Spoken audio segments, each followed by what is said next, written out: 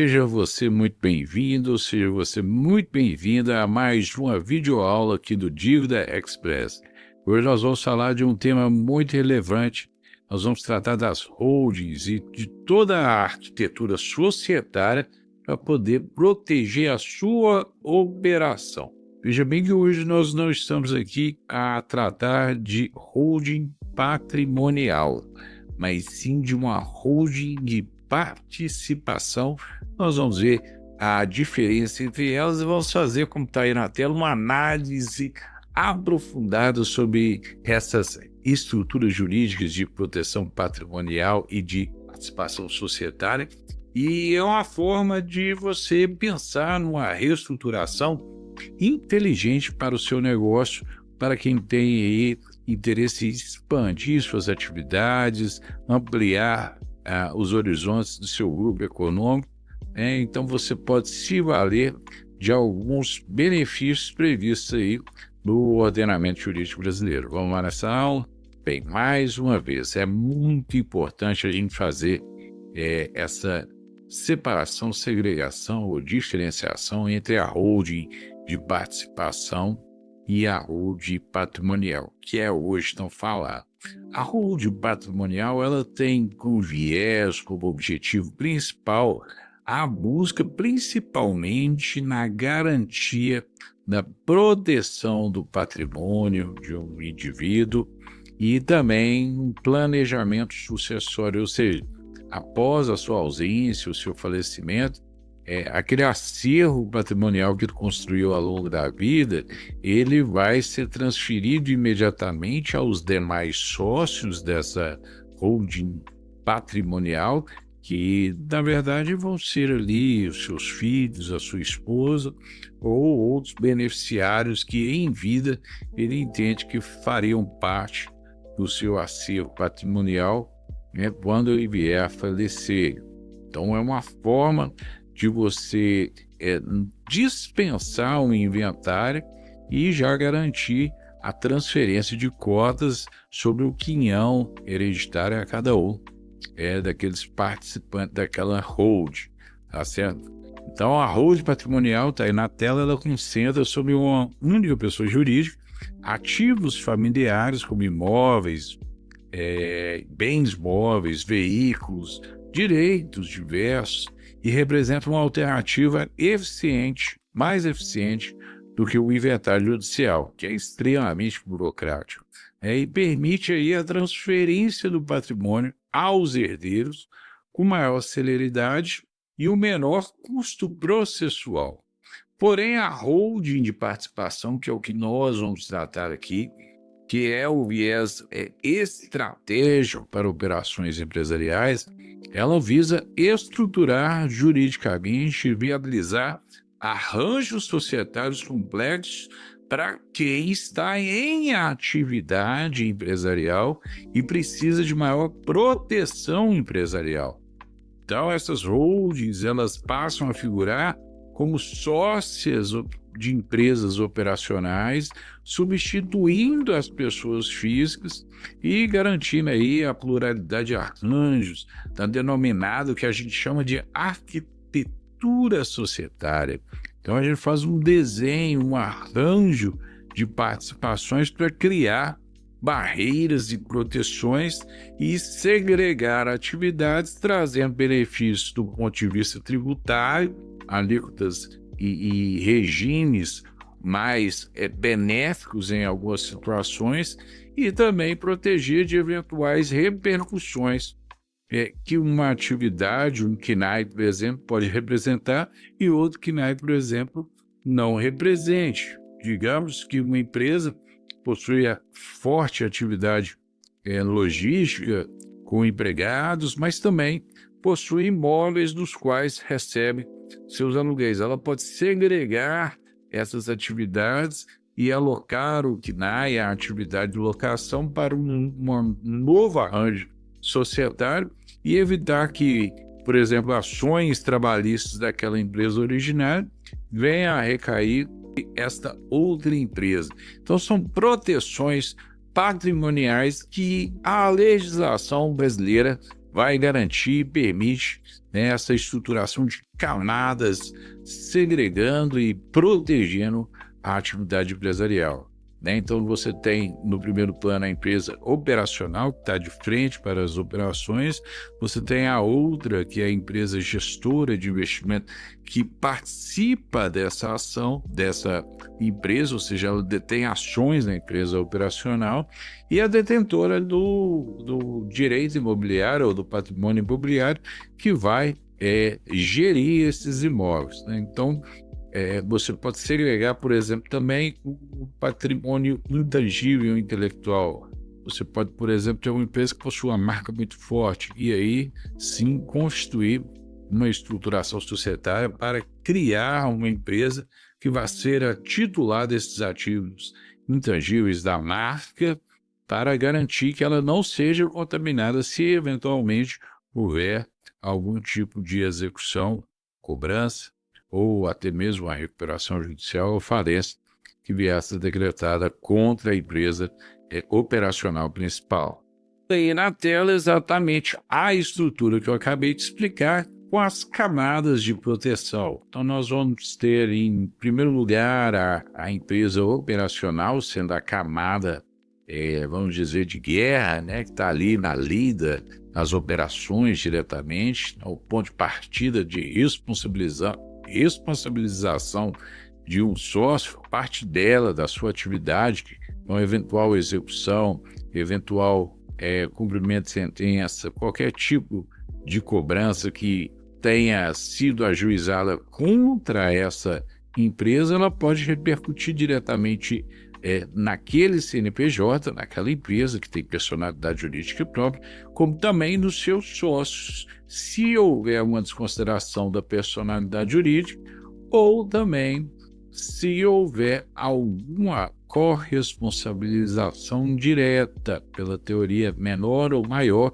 A gente vai avaliar essas questões. Nós tivemos uma videoaula específica sobre esse tema da desconsideração da personalidade jurídica. Se você não viu, eu vou deixar o card aqui no vídeo para que você possa compreender melhor, né, como é arriscado, muitas vezes, você está diretamente inserido no quadro societário desta empresa operacional. Temos uma segunda camada, que seriam as holdings principais, onde o credor precisaria, para atingir, fazer a desconsideração, ou seja, ajuizar o incidente de desconsideração da personalidade jurídica e justificar com prova cabal, segundo o artigo 50, todos os elementos deveriam estar ali presentes, né, para demonstrar a corresponsabilização ou abuso da utilização da personalidade jurídica para poder atingir ali a holding principal, que vai sim ser a sócia e a detentora das cotas daquela empresa operacional.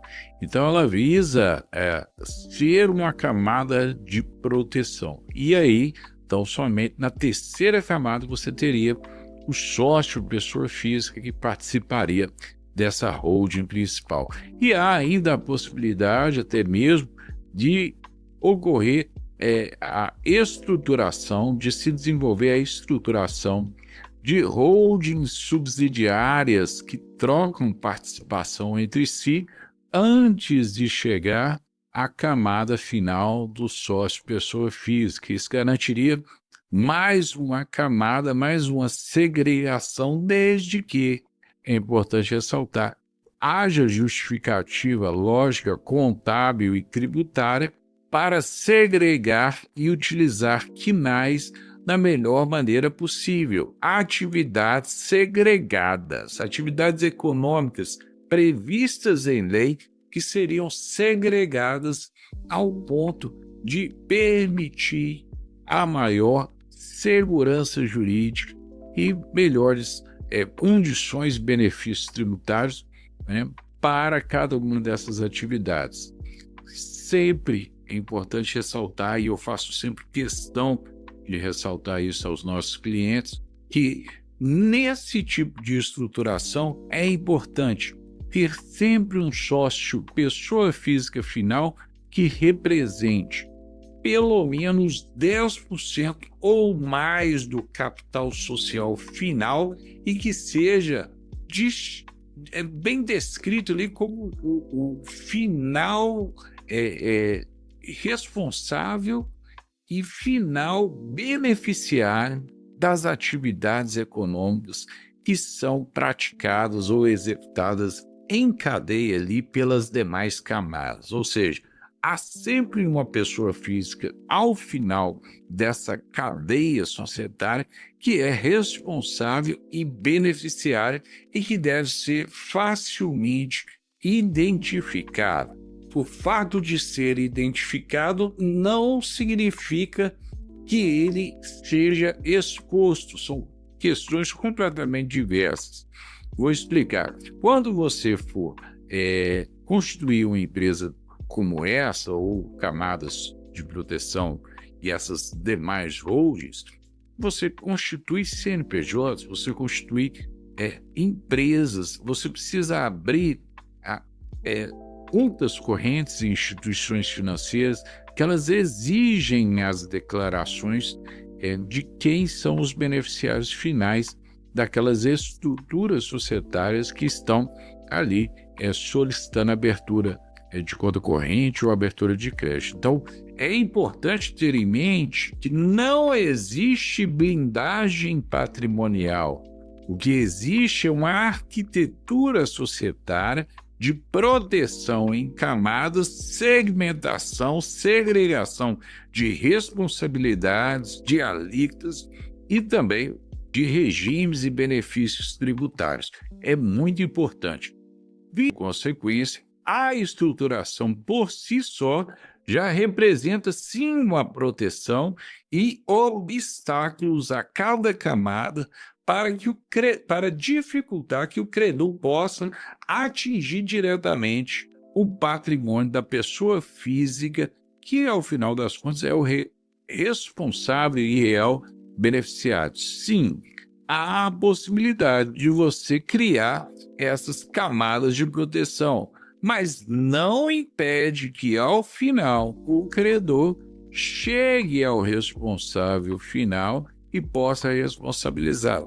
É muito importante que isso fique claro, mas é importante também que você, estrategicamente, como empresário no Brasil, possa se valer desses benefícios que a lei, que a legislação lhe concede para criar essas camadas de proteção e evitar sofrer, muitas vezes, constrições no seu patrimônio, na sua casa, nos seus imóveis, nos seus veículos, patrimônio da sua família, que pode lhe causar prejuízos muito maiores e indesejáveis. E diz assim: olha, Rafael, eu ainda não estou convencido de que essa reestruturação, essa arquitetura societária de holdings possa me beneficiar de alguma forma. Eu me sinto muito exposto. Estou entrando em uma fase de expansão, estou entrando num negócio agora que pode almejar aí, pode representar, melhor dizendo, um risco a outras empresas, a outras estruturas que eu possuo. Então, eu gostaria de uma estrutura mais avançada e mais que me permita maior proteção, uma estrutura mais segura. Então, nós podemos ainda desenhar a sociedade em conta de participação dentro dessa estrutura societária. Veja bem, você cria um organograma de participações e essas holdings de participações teriam participação nessa sociedade que vai se ligar diretamente naquela empresa operacional. A SCP ela é uma modalidade societária com personalidade jurídica própria, os atos constitutivos, eles, veja bem, não são registrados na junta comercial e por isso mesmo elas têm o poder de lhe dar maior segurança e maior restrição de visibilidade em sistemas de busca. Ou seja, ela não é tão visível, você praticamente está ali numa sociedade que lhe dá a possibilidade de participar dela de forma privada, sem nenhuma exposição a possíveis credores, né? Apenas a Receita Federal do Brasil teria acesso a essas informações, porque essa sociedade ela é registrada e ganha vida dentro da própria Receita Federal, que vai ser o órgão responsável por registrar e criar ali o novo CNPJ dessa empresa. Por que a Receita Federal? Porque haverá, né, via de regra, distribuição de lucros a estes sócios, que nós chamamos sócios ocultos, né? E esse sócio oculto, ao receber esse lucro, na Receita Federal já consta a informação da participação e, por isso mesmo, estaria isenta de recolher ali imposto de renda, né, pela atividade, porque sócio não, em tese, não deveria estar submetido ao recolhimento do imposto de renda, principalmente sócio, quando o sócio é sim uma pessoa jurídica. Veja bem que a legislação está sofrendo uma mudança, nós somos numa fase transitória da reforma tributária, e agora o sócio está submetido ao recolhimento do imposto de renda em até 10% dos valores que são destinados a ele como antecipação de lucros, né, ou distribuição de lucros mensais, em 10%, principalmente se passar do limite do teto de R$50 mil mensais. Então, essa estrutura societária, essa sociedade por conta de participação, também pode beneficiar o empresário no sentido de permitir distribuições de lucros ainda maiores e isentas do imposto de renda. Então, é uma forma muito eficiente, muito eficaz de fazer o planejamento tributário e tentar aí reduzir a carga tributária para os empresários num país hoje em dia que tem sofrido tanto, né, com alta carga tributária, não é verdade? Então, nós teríamos aí o sócio ostensivo, que apresenta-se publicamente, né, que seria, em tese, ali, a empresa responsável pelas atividades, a empresa operacional, né, ela que se apresenta perante o mercado, ela que assume as obrigações decorrentes da atividade empresarial. Temos o sócio participante, o sócio oculto, que seria vinculado ali, teria o vínculo de conhecimento exclusivo ali para a Receita Federal, ele contribui com o capital, o know-how ou com a gestão, participa sim dos lucros, conforme acordado, porém, né, como nós dissemos aqui, ele não aparece para terceiros, ele não aparece para os credores, ele não aparece para o mercado, somente para a Receita Federal, né? E assim, com essa estruturação, teríamos o que muitos chamam como holding invisível, né? Há um sigilo fiscal resguardado, aquele sócio participante, né, não pode ser visualizado por credores em nenhum sistema de busca. Se você tentar, você não vai conseguir visualizar e, em tese, nem mesmo uma ação de desconsideração da personalidade jurídica poderia atingir, né, os sócios ocultos dessa SCP, tá certo? Veja bem, não existe blindagem patrimonial. Repito mais uma vez, porque vem muita gente depois, manda mensagem, manda e-mail falando que nós estamos divulgando ou fomentando ou incentivando blindagem patrimonial, e isso não é verdade. Nós estamos aqui afirmando que não existe blindagem patrimonial no Brasil. O que existe é estruturação societária para empresas, para grupos econômicos, tá certo? Toda a proteção que essa estruturação pode dar ao empresário, pode dar à empresa, é uma segurança jurídica que também é relativa, que também encontra limites na própria legislação, né, no ordenamento jurídico, e é um equívoco muito recorrente, que as pessoas têm divulgado muito isso, blindagem patrimonial, como se fosse um remédio, que nenhum bem poderia ser penhorado se você colocasse numa hold, nem na hold patrimonial você tem essa segurança. Então é muito importante a gente deixar isso bem claro, né? Procure profissionais que vão te orientar, que vão te dar uma consultoria de forma séria, de forma transparente. Não creia, não acredite em nenhum profissional que venda uma segurança absoluta na questão de estruturação de holding patrimonial ou de participação societária, porque não existe blindagem patrimonial no Brasil. Infelizmente, não há nada que se possa fazer se eventualmente um credor conseguir chegar ao patrimônio da pessoa física, tá? Holdings constituídos como sociedade anônima também não conferem anonimato que muitos empresários pressupõem. E eu gostaria de fazer essa ressalva, porque eu tenho visto chegar aqui no escritório muitas vezes empresários que dizem que já possuem holding patrimonial que, em tese, estaria lhe dando a segurança patrimonial necessária. E quando a gente vai analisar, são sociedades anônimas, né, fechadas, de capital fechado.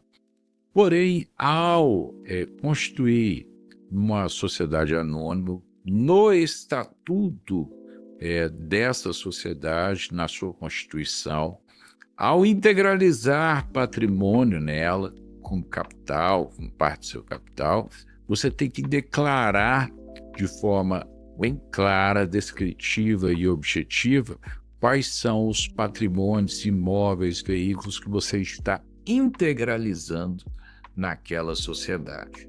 E veja bem, qualquer credor que entre no REDSIM, por exemplo, que é o sistema de registro da junta comercial, e solicite cópia ou certidão dos atos estatutários em sua integralidade, terá acesso irrestrito e absoluto a todo o patrimônio que o empresário integralizou. Então, isso não é uma blindagem patrimonial, isso não dá nenhum tipo de segurança jurídica ao empresário. Isso é apenas uma camada, e veja bem que nas holdings de proteção patrimonial que são vendidas aí de forma generalizada como segurança, principalmente na forma de sociedade anônima, na verdade ela não está blindando nada, ela está até mesmo expondo mais o patrimônio do empresário.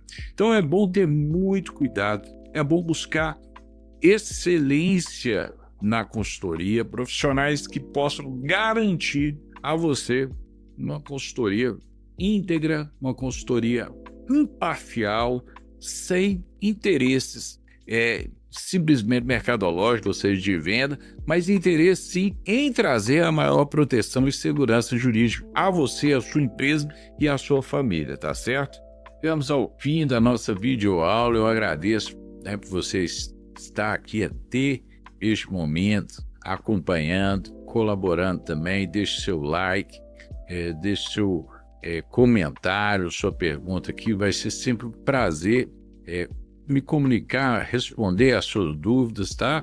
Qualquer coisa pode mandar também e-mails, tá? Para contato@rafaelfernandesadvogados.online, tá? E fica aqui a dica. Reestruturação de sociedade tem que ser feita de forma inteligente. É uma reestruturação jurídica. Fuja de quem fala sobre blindagem patrimonial. Fuja de quem está prometendo blindagem, proteção irrestrita, tá? Busque sim uma consultoria que possa lhe dar uma arquitetura, um desenho societário de forma sólida, lícita, eficiente, que busque com essa consultoria segregar atividades como a gestão imobiliária, a gestão de investimento, de marcas, a propriedade intelectual, a sua empresa operacional, preservar cada um desses quinais, cada uma dessas atividades, e não simplesmente aquele profissional que tenta lhe vender ou lhe oferecer uma proteção irrestrita patrimonial. Não existe isso, infelizmente. Sim, claro, essas estruturas podem dificultar o caminho do credor até chegar a você, o empresário? Sim, mas este não é o escopo principal. Esse não é o objetivo principal. O objetivo principal é estruturar para a sua expansão. Claro, via de consequência, gerando proteção para que um segmento ou um braço da sua empresa não contamine o outro, não gere prejuízo ao outro, e assim você possa crescer de forma saudável, de forma sustentável. Recomendação é clara, tá aí. Abandone a ideia de habilidade patrimonial e invista em reestruturação societária com suporte de profissionais jurídicos especializados, tá certo? Espero que tenha ficado claro até aqui. Inscreva-se no nosso canal e até breve.